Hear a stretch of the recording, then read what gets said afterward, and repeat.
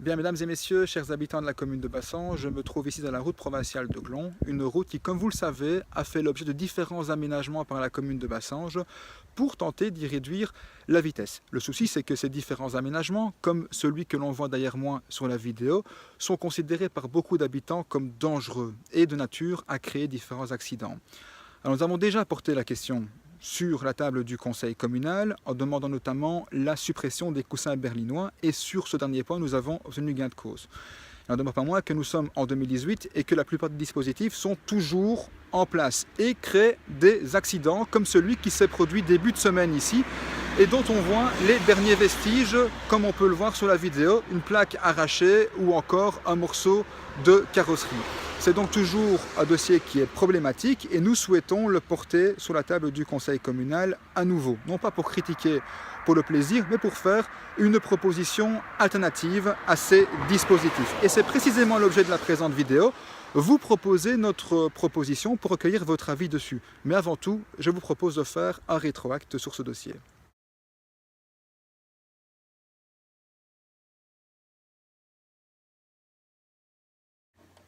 23 mai 2015, c'est le début du dossier. Les premiers aménagements sont réalisés dans la route provinciale, des îlots en béton imposants, des bornes, des traçages au sol ou encore des chicanes.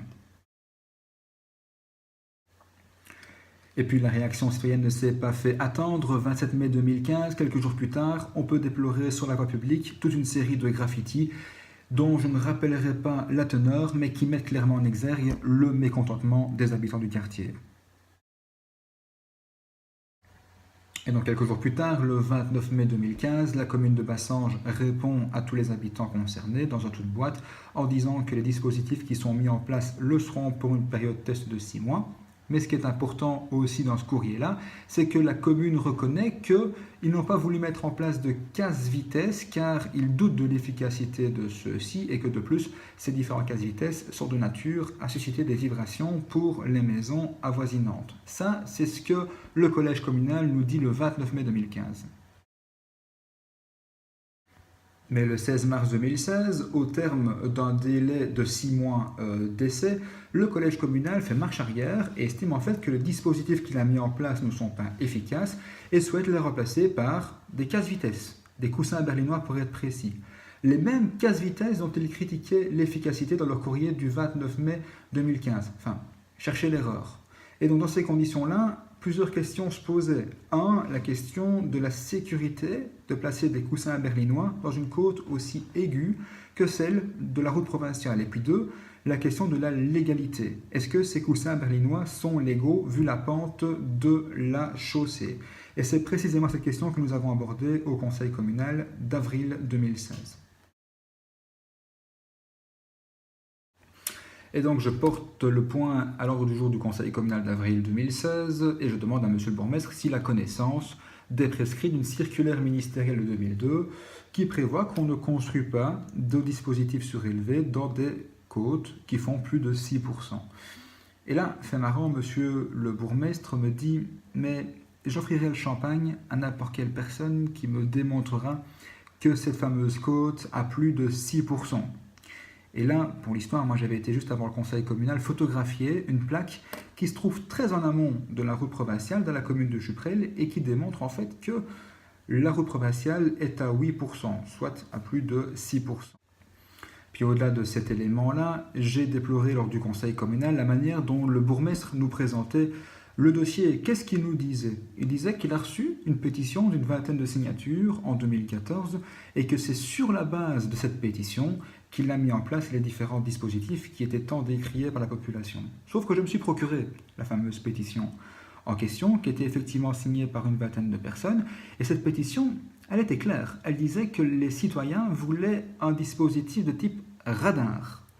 Et ils insistaient dans leur pétition pour ne pas avoir de dispositif ralentisseur. J'ai donc déploré la manière dont M. Piette présentait le dossier en disant que les gens voulaient ces ralentisseurs alors que dans les faits, ils ne les voulaient pas. D'une part, j'ai déploré cet élément-là et d'autre part, je lui ai rappelé sa responsabilité pénale en cas d'accident sur les coussins berlinois qui étaient illégaux. Et suite à mon intervention, les coussins berlinois du haut de la rue ont été supprimés.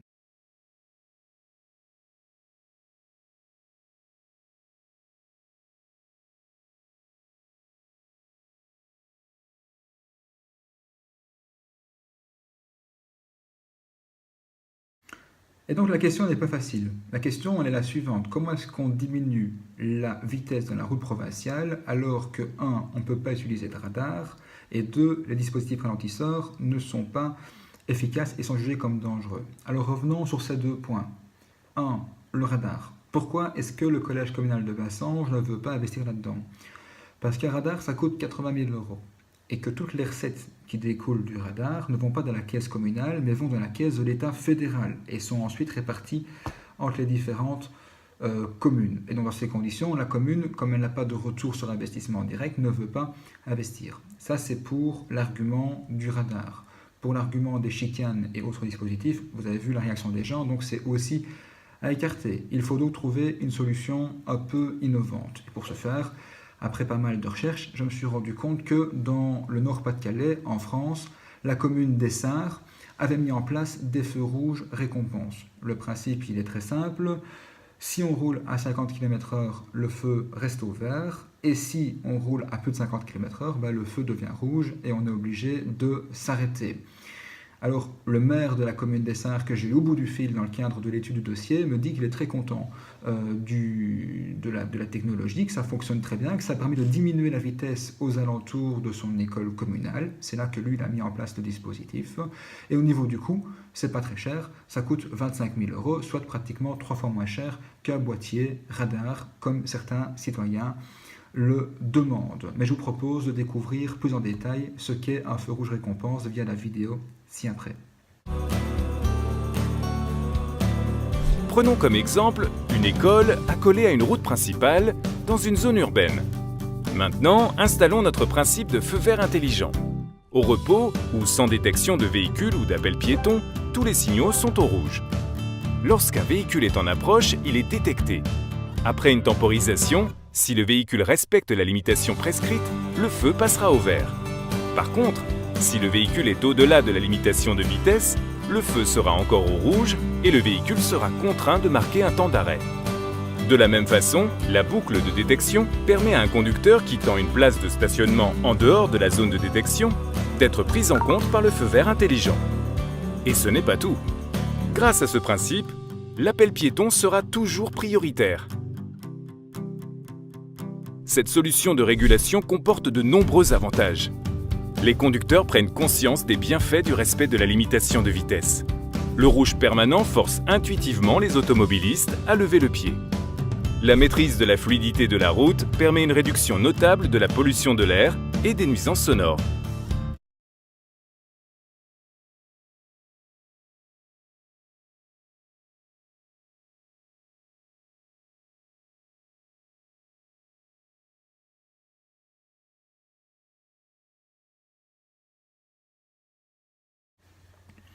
Est-ce que la question du feu rouge ralentisseur va solutionner tous nos problèmes ici dans la route provinciale? Écoutez, je pense qu'il faut rester honnête. Le débat est très difficile. Nous avons vu qu'on ne peut pas solutionner le problème avec le radar, sauf si on accepte que toutes les recettes communales partent à l'État fédéral.